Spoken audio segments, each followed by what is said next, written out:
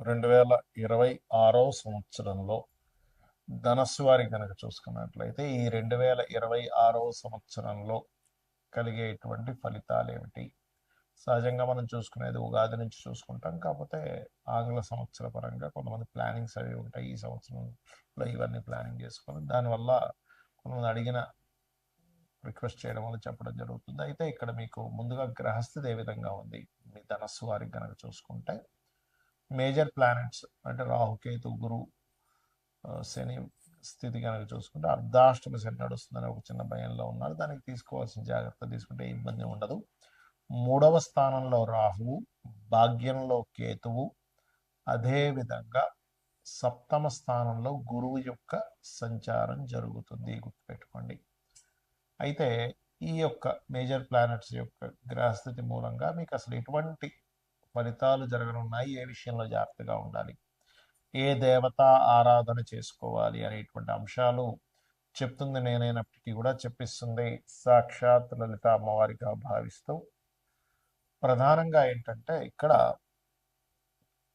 మీ జాతక చక్రంలో అంటే మీ యొక్క గ్రహస్థితి రకంగా చూసుకుంటే కొంచెం ఈ అర్ధాష్టమి శని ప్రభావం ఉంది కాబట్టి చెయ్యని వాటికి చిన్న చిన్న నిందలు అనుభవించడం, తొందరపడేదో ల్యాండ్, తొందరపడేదో ఫ్యాక్టరీ, తొందరపడేదో నిర్మించడం ద్వారా కొంత స్ట్రెస్. ఒక గృహమే అనుకోండి, ఎందుకంటే 4వ స్థానంలో శని ఉన్నప్పుడు గృహ నిర్మాణ సంబంధించిన విషయంలో కిందని పనిచేసే వాళ్ళు కాస్త ఇబ్బంది పడుతూ ఉంటారు.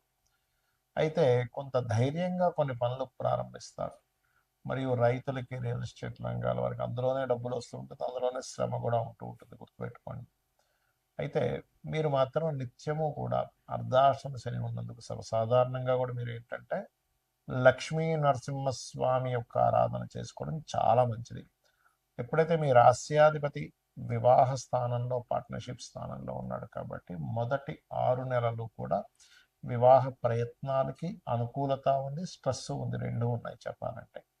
ఇక మీరు పుణ్యక్షేత్ర దర్శనాల్లో ముఖ్యంగా గణపతి మరియు సూర్య ఆరాధన ఎక్కువగా చేస్తూ ఉండండి. గురువులతోని, తండ్రితోని తెలియని చిన్న ఎడబాటు చూపిస్తుంది. అదేవిధంగా ఉద్యోగ అవకాశాలు కూడా మొదటి 6 నెలలు ఎక్కువగా వస్తాయి.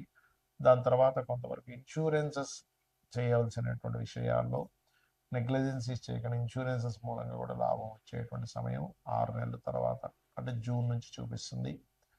ఇక మీరు నిత్యము చేయవలసినటువంటి దేవతారాధన, గ్రహారాధన ఏమిటంటే గ్రహాలలో ముఖ్యంగా శనివారాలు ఆయిల్ దానంగా ఇస్తుండండి. తెలిసిన ఆలయాల్లో అమ్మవారి ఆలయం కావచ్చు, శక్తి ఆలయం కావచ్చు, నరసింహ ఆంజనేయ స్వామి గణపతి ఆలయంలో ఇస్తూ ఉండండి. నవగ్రహాల్లో రాహు, శని, గురు, కేతు గ్రహాల దగ్గర దీపారాధన చేయండి. గోవులకి క్యారెట్స్, బెల్లము తినిపిస్తుండండి, అన్ని విధాలా బాగుంటుంది. ఈ గోచార పరంగా 2026 సంవత్సరంలో ఎలా ఉంటుంది? అసలు 2025 డిసెంబర్ నుంచే మనకి కుజుడు ధనుసు రాశిలోకి మారుతున్నందుకు పర్టికులర్గా ఈ సంవత్సరంలో జరిగే ఫలితాలు కానివ్వండి, మరియు అదేవిధంగా అసలు జన్మజాతకం, గోచారం కాకుండా జన్మజాతకంలో ఏం చూసుకోవాలనే విషయాలు కూడా నేను చెప్తాను. ఫస్ట్ ఆఫ్ ఆల్ ఈ శని మీనరాశిలో ఉంటూ కుజుడు కూడా ధనుసు రాశిలోకి వచ్చినందుకు 2025 డిసెంబర్ నుంచే కొంత ప్రకృతి వైపరీత్యాలు కావచ్చు, అగ్ని సంబంధించినటువంటి ప్రమాదాలు కావచ్చు, అదేవిధంగా ఇంత మనం ఆల్రెడీ 15-20 రోజుల క్రితమే చెప్పాం ఏంటంటే ఫ్లైట్ రిలేటెడ్ సంబంధించిన విషయాలు ఇబ్బంది వస్తుందని. అది యాజ్ ఇట్ ఈజ్ అలాగే జరిగింది మనం చూసుకున్నట్లయితే.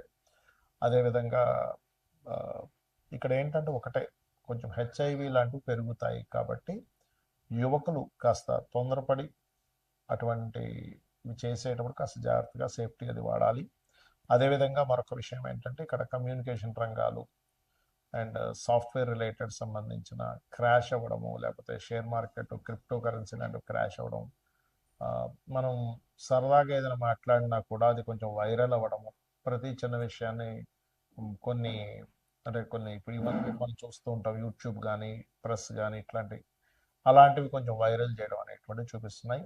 ఆ వైరల్ అవడం వల్ల కొంతమంది దానికి అంటే కొంత మనస్తాపం చెంది వాళ్ళు కొన్నిటికి గురవడం, అంటే కొంతవరకు కొంతమంది ఇలా ఇలా చేస్తారని నన్ను బ్యాడ్ చేస్తారని నన్ను అనేటువంటి దాంతో కొంతమంది ప్రాణాలు కోల్పోవడం కూడా ఉంటుంది. సో అందుకని మీరు ఏం చేస్తారంటే నిత్యము కూడా ఏదైనా ఆలయానికి వెళ్ళడము, చండీ పారాయణం చేయించుకోవడము, ఓం దుమ్ దుర్గాయ నమ, ఓం చండికాదేవి అయి నమ అనే నామస్మరణ చేయడం చేస్తూ ఉండండి. ఇక జన్మజాతకంలో ఏం చూడాలనేటువంటి చాలా మందికి తెలియదు. కేవలం ఏదో ఏలినాడ్స్ అని, కాలసర్పదోషం ఉంది, సర్పదోషం ఉంది, ఇవే చూస్తుంటారు. అలా కాదు. ఫస్ట్ ఆఫ్ ఆల్ ఏంటంటే జన్మజాతకంలో మన పర్సనల్ చార్ట్లో అసలు ఏం చూసుకోవాలి. ఎవరికైనా వాళ్ళు ఎదగలేకపోతున్నారు లైఫ్లో, ఎప్పుడు ఏదో ఒక ఆటంకం వస్తుంది అంటే వాళ్ళ పర్సనల్ చార్ట్స్లో ఇట్స్ వెరీ క్లియర్. వాళ్ళకి ఏంటంటే ఒకటే, వాళ్ళ చార్ట్లో ఎక్కడో కేతు సంబంధం ఉంటుంది, లేదా ఏదో పాపగ్రహ సంబంధం ఉంటుంది. అదేంటో లగ్నానికి ఎక్కడ కనెక్టివిటీ వచ్చిందో తెలుసుకొని దానికి సంబంధంగా రెమెడీ చేసుకుంటూ ఉంటే ఖచ్చితంగా వాళ్ళు ఎదుగుతారు. అలాగే మరి కొంతమంది ధనపరంగా ఇబ్బంది పడుతుంటారు. ఎంతో కష్టపడుతున్నానండి, అవ్వట్లేదు, రావట్లేదు, నాకు వెళ్ళినాడ్సేనా అదా ఇదా అనుకుంటారు. కాదు, మీ పర్సనల్ చార్ట్లో ధనాధిపతి అని ఉంటారు. ఆ ధనాధిపతి ఎలా ఉన్నాడు అనేటువంటి చూసుకోవాలి. ధనాధిపతి కనుక స్ట్రాంగ్గా ఉన్నట్లయితే ఖచ్చితంగా మీకు అది ఏ మార్గంలో ఉంది, ఏం చేస్తే మీకు ధనం వస్తుంది అనే విషయం తెలుసుకోవడం జ్యోతిష్ శాస్త్రం. అంతేగాని ధనం రావట్లేదని బాధపడడం కాదు.